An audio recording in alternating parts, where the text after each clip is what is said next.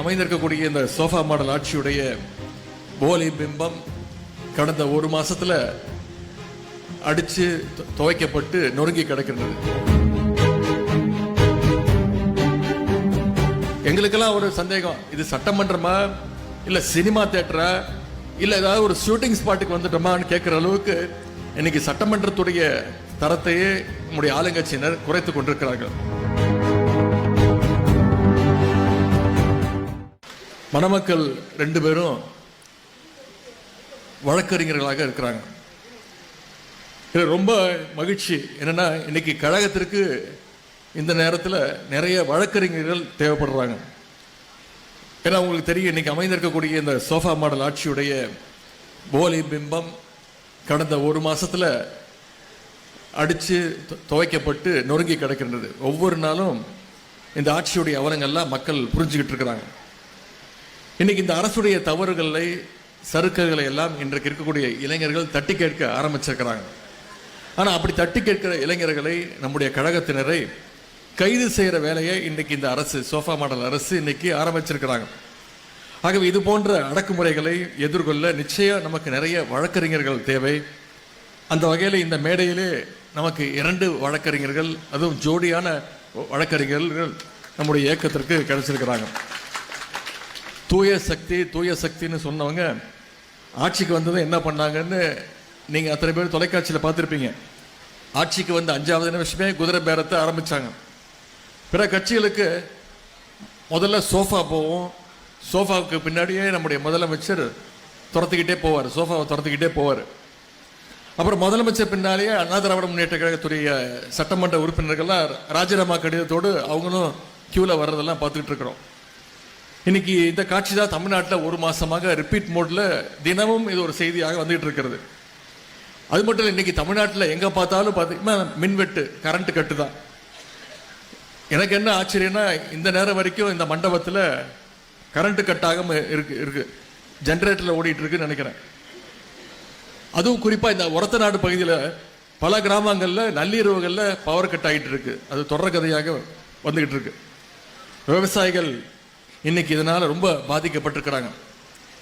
இன்னொரு செய்தி, நம்முடைய தலைவர் முதலமைச்சராக இருந்தப்போ 2021 ஆண்டிலிருந்து 2025 ஆண்டு வரைக்கும் சரியா ஜூன் 12 அன்னைக்கு மேட்டூர்ல அணையிலிருந்து டெல்டா பாசனத்துக்காக தண்ணியை நம்முடைய தலைவர் அவர்கள் ஒவ்வொரு ஆண்டும் சரியாக அந்த தேதியில் திறந்து வச்சார். ஆனா இந்த அரசு இந்த மேட்டூர் அணையை ஜூன் 12 இன்னும் திறக்கல. அது மட்டும் இல்லை, குறுவை சாகுபடிக்கு அவங்க அறிவிச்ச ஸ்பெஷல் பேக்கேஜ் பத்தாதுன்னு இன்னைக்கு விவசாயிகள் அத்தனை பேரும் சாலைகளில் வந்து போராடிட்டு இருக்கிறாங்க. இதை சட்டமன்றத்தில் சொன்னோடனே முதலமைச்சர் என்ன சொன்னாரு, திராவிட முன்னேற்ற கழகத்தினர் தூண்டுதனால விவசாயிகள் போராட்டத்துக்கு வந்திருக்கிறாங்க அப்படின்னு விவசாயிகளுடைய போராட்டத்தையும் கொச்சைப்படுத்தி கொண்டிருக்கிறார் இங்க இருக்கக்கூடிய நம்முடைய முதலமைச்சர் அவர்கள்.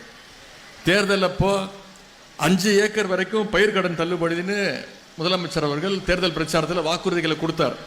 ஆனால் அதெல்லாம் செஞ்சாரா அப்படிங்கிறத நீங்கள் யோசிச்சு பார்க்கணும்.